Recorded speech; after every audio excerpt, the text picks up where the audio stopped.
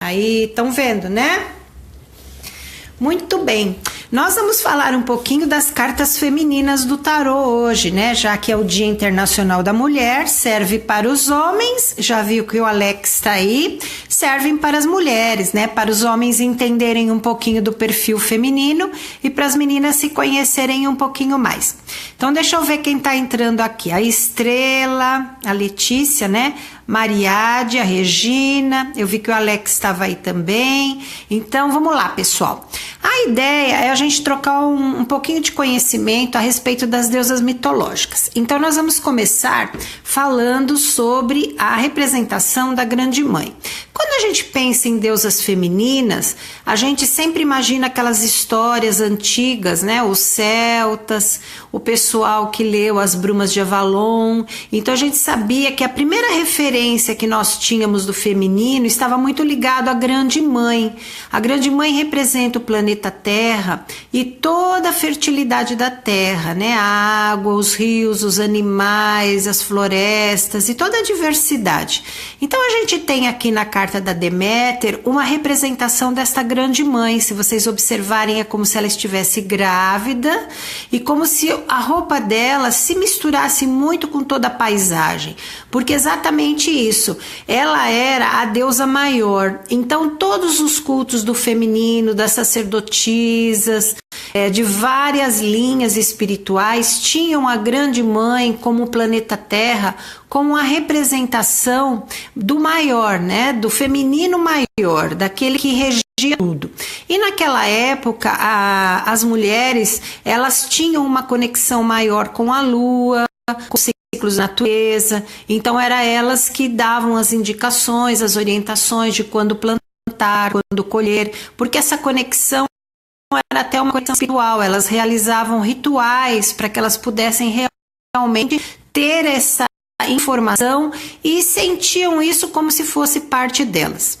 À medida que as culturas foram se modificando, principalmente os guerreiros da região norte começaram a invadir as regiões onde esses cultos femininos eram realizados.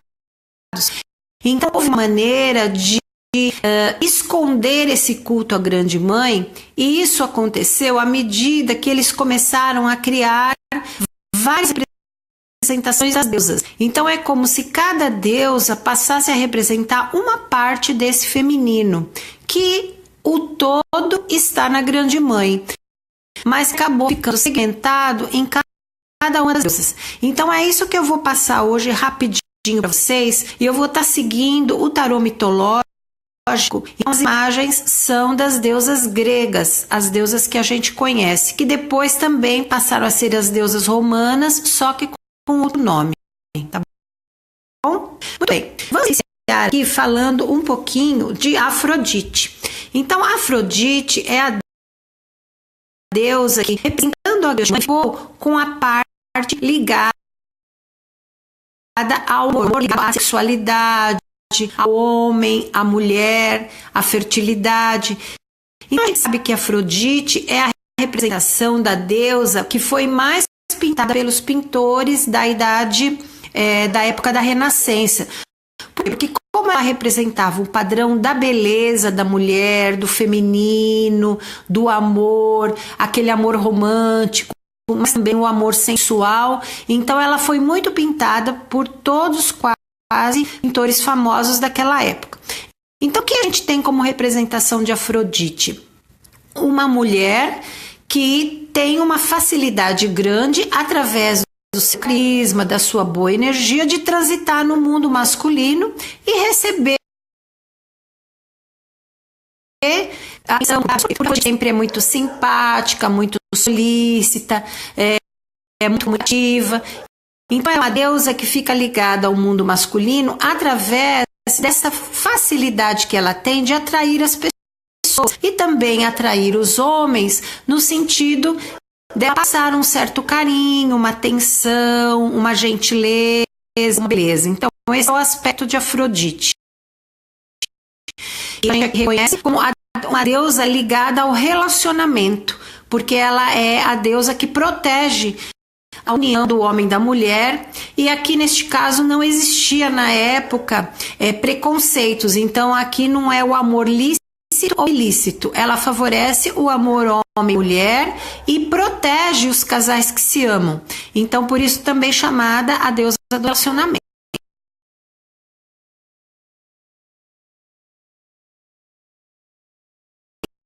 Bom, então temos aqui a Afrodite, e que sempre vai ser vista pelo seu carisma, pela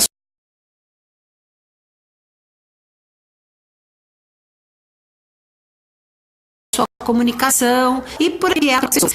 Bem, em contrapartida, nós vamos ter a deusa Atena aqui. A deusa Atena, ela já passa um aspecto oposto à Afrodite, né? A Atena tem a ver com o poder da inteligência dentro do feminino. Então, o que a gente observa? A lenda conta que Atena é filha de Zeus e que ela nasce quando Zeus tem uma dor de cabeça forte, e abrem a cabeça dele e ela pula e nasce. Então, pelo fato de ser uma deusa que nasce das meninges do pai, ela é uma deusa feminina, porém que carrega em si o protótipo do masculino no sentido do racional, do mental. Então, aqui a gente teria a mulher executiva, mais fria, mais objetiva. Se vocês perceberem, ela tem aqui a espada na mão. A espada é o símbolo do elemento ar e tem a ver com a mente. Ela está sentada de frente, ela usa muito a lógica, ela tem a balança na direção do coração, mas ela tem uma assertividade nas suas escolhas. E Atena é, na verdade, uma deusa da civilização, porque como é uma deusa estrategista, e também muito racional, ela protegia os grandes heróis. Então, quando os heróis iam para uma luta difícil, eles evocavam, né, a Atena, e ela aparecia sempre disfarçada, dando a eles uma estratégia ou um planejamento positivo para que eles vencessem a luta. Então, ela é uma deusa também chamada pelos heróis, mas neste sentido de ser uma protetora do homem, no sentido das estratégias da mente. Por quê? Porque ela é uma deusa feminina, porém revestida de um protótipo masculino, que é o protótipo da mente e da razão. Ok? Muito bem. Temos aqui uma outra deusa que a gente não tem a cartinha dela no baralho mitológico, então eu peguei o baralho das deusas para vocês, né? Que é Artemis. Então, Artemis também é uma deusa filha de Zeus, porém ela tem um protótipo completamente diferente da Atena e também da deusa, como a gente viu anterior, né? Da Afrodite. Ela é uma deusa guerreira. Então, o protótipo dela está muito ligado à natureza. Então, se vocês observarem aqui, ela está cercada por animais, ela tem uma flecha, ela sempre usa uma túnica curta para que ela possa correr, para que ela possa se dirigir de um lado para outro. Por quê? Porque é uma deusa que está muito ligada à natureza, ao padrão do corpo. Então, ela é uma deusa atlética, que gera movimento, que corre, que é disciplinada, que tem muita força física, muita energia. Então, a gente observa que essa deusa, ela tem uma conexão muito grande com a cura, porque por ela habitar as florestas e os ambientes da natureza, que são mais próximos do verde, dos animais, então ela acaba se tornando uma protetora da vida selvagem. É uma mulher que não gosta de viver na cidade, né? Diferente da Atena, que é a executiva, a Artemis é uma deusa do campo, que aqui a gente poderia dizer que tem ligação com as pessoas que gostam muito da parte esportiva, porque ela cultua o corpo no sentido de força e energia, e também com as mulheres que gostam de ecologia, né? Que são biólogas, botânicas, que se ficam no meio da mata, da floresta, para mexer com os bichos, cuidar dos animais. Então, ela é uma deusa livre, uma deusa independente, e ela faz aqui, de certa forma, né, uma parceria com a Atena. Porque essas duas deusas, na verdade, na mitologia, elas são chamadas de deusas virgens. Por quê? Porque são as duas deusas que não se casaram, elas não têm consorte, como se falava antigamente, né? Porque as duas duas, elas incorporam dentro do feminino o padrão do masculino. Uma usando o intelecto masculino e a outra usando a força do masculino. Então, são as duas deusas chamadas as deusas virgens. Por quê? Porque carregam em si o feminino e o masculino. Isso significa que elas não precisam, dentro aqui do critério da mitologia, ter um marido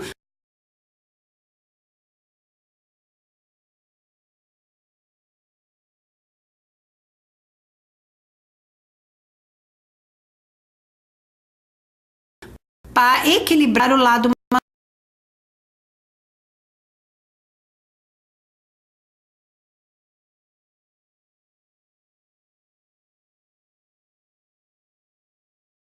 masculino delas. Elas já possuem esse equilíbrio do poder, tá?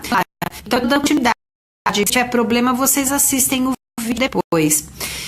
Nós temos a Perséfone aqui, olha que interessante. A deusa do mundo infernal. Perséfone é a esposa do deus Hades, e Hades é o deus que habita os infernos. Aqui nós damos o nome de inconsciente, né? Então a gente observa que temos aqui a deusa descendo para o mundo do inconsciente. Então ela carrega uma juventude muito pura, porém é uma deusa que cuida do mundo, do inferno, podemos dizer assim, do mundo oculto, do mistério. Então aqui nós temos uma deusa chamada deusa do poder. Porém o poder dela é o poder da intuição, da sensibilidade, de captar o que as pessoas precisam, porque à medida que ela vive no mundo do inconsciente, é como se ela fosse capaz de penetrar no escuro e puxar e trazer para a consciência que está oculto. Então a gente diria que aqui representa a mulher no nosso aspecto mais da mediunidade, da espiritualidade, da sensibilidade, né? Porque as pessoas que trabalham com terapia ou que são médiums, elas têm acesso ao inconsciente das outras pessoas e também às vezes ao inconsciente coletivo. E, através dessas informações elas podem promover uma cura, uma orientação, uma ajuda. Então, o simbolismo aqui de Perséfone é exatamente esse, né? A nossa parte feminina, que é uma parte mais espiritual. Se vocês observarem, ela não tem um corpo físico muito firme, ela parece muito sutil, como se fosse quase uma nuvem, de tão delicada. Isso para representar exatamente essa parte mais sutil do feminino, na parte da intuição, da sensibilidade, ok? Muito bem. Falando de poder, olha, eu puxei essa carta, apesar de a gente ter aqui Afrodite e Atena, nós vamos olhar aqui para a Hera, né? Porque a Hera vai fazer uma parceria com a Perséfone no sentido do poder, onde as duas vão estar equilibrando. Por quê? Porque aqui temos, né, a Hera, esposa de Zeus, representando o poder do mundo. Veja que ela carrega o mundo nas mãos. Então ela representa a esposa de um homem poderoso, vamos dizer assim, né? Então ela é importante porque é casada com um homem importante. Então todo o poder dela está em relação ao marido. Então esse é o aspecto do feminino que está muito ligado à família, ao casamento, à preservação da união e também ao lado do poder administrativo, porque a mulher era que organiza uma festa, que convida as pessoas, que sabe fazer aquele almoço onde tudo dá certo. Então ela é uma deusa que cultua esse aspecto familiar, esse aspecto de proteger, né, todos aqueles que estão à sua volta e de ser fiel ao marido, ou seja, estar a serviço do poder do marido, ok? Então a gente tem aqui um dado interessante, olha, né? Perséfone, a deusa do mundo interno, do inconsciente. O poder dela é o mistério, é a intuição. E aqui a Hera, a deusa do poder real, daquela que trabalha com a realidade do dia a dia, do aqui e agora, do casamento, dos filhos, da casa, do dinheiro e do poder que o marido tem e que ela precisa preservar, sustentar e ajudar, tá? Então, essas duas são chamadas as deusas ligadas ao poder. Temos aqui agora a figura de Hecate. Hecate também é uma deusa que está um pouco ligada a esse padrão do inconsciente que a gente falou. Como ela é a deusa da lua, né? Se vocês observarem, também tem uma ligação com a magia, com o mistério. Só que existe uma diferença porque Perséfone fala mais do lado personalidade, do lado do inconsciente, pessoal, né? De como a gente intui e descobre o mistério no outro. A carta da Lua e de Hecate já fala um pouco mais do inconsciente coletivo, do mundo oculto, do mundo avenal, das trevas. Então ela é a deusa muito ligada à magia, né? A gente ouviu muito falar que várias magias são feitas na lua cheia ou na lua minguante ou crescente. Então essa é a deusa que trabalha com as forças da natureza. Ela é uma deusa maga, vamos dizer assim, né? Que faz o uso dos conhecimentos mais profundos da escuridão para trazer também para uma ação no mundo. Então a gente percebe aqui que ela tem um foco como se estivesse olhando em 3 direções, tem um cão de 3 cabeças.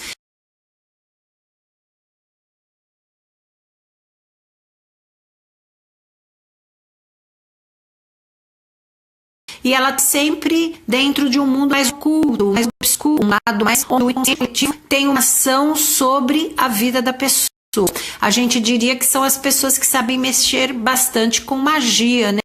Aquelas que mexem com magias, sabem fazer os chás, as poções, sabem utilizar os elementos da natureza para um objetivo específico. E a nossa querida Hecate representando também esse aspecto inconsciente. E temos aqui a deusa do arco-íris, Íris, a deusa do arco-íris. Essa deusa, ela tem muito a ver com a representação do equilíbrio emocional.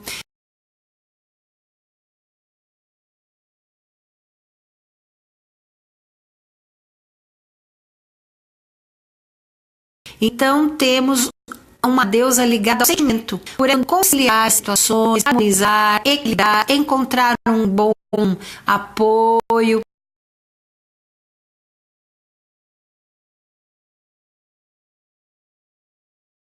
Então, é uma deusa que está no arco-íris, que é a força do ênfase nas emoções. Ela fazendo essa troca de um jarro para outro, ela está tentando encontrar o meio termo. Vamos dizer que é o lado conciliador da mulher. Ela tem um pouco a ver com o sentimento. Então, nós vimos aqui, podemos dizer que a Artemis é o corpo, podemos dizer aqui que a Atena é a mente e podemos dizer que a deusa do arco-íris é o sentimento. Então, são 3 padrões do feminino, né? O mental, o racional, da mulher executiva, prática. Artemis, que representa o corpo, a força, a natureza. E temos aqui a deusa do arco-íris representando o sentimento. E como vimos, a nossa querida Afrodite representando a energia amorosa, ok? E falta aqui apenas mais uma deusa, que nós nem podemos dizer exatamente que é uma deusa, mas é Pandora, né? Pandora foi criada, ela foi modelada quando Zeus pede que ela seja modelada no barro e depois ele dá vida a ela, colocando cada deus colocando um atributo nela. Então ela vai ser uma deusa que tem um atributo de vários deuses, ela não tem uma personalidade própria. E aqui ela representa a crença no bem, né? A estrela da fé. Então, embora ela abriu a arca, que é a caixa de Pandora, onde todos os males do mundo vieram, ela não está olhando para os males, ela está olhando para a estrela lá no fundo, para a fé. Então, representa na mulher o lado mais jovem, mais ingênuo, quando se é adolescente, se tem muitos sonhos, muitos desejos, muitos projetos, acredita-se que a vida vai trazer oportunidade de resolver tudo. Podemos dizer que é o lado mais ingênuo, mais infantil, que com a fé e a esperança na realização dos seus projetos, porque acredita que lá na frente, né, a luz da esperança vai guiá-la para que tudo aconteça da melhor maneira possível. Eu acho que eu consegui falar para vocês um pouquinho de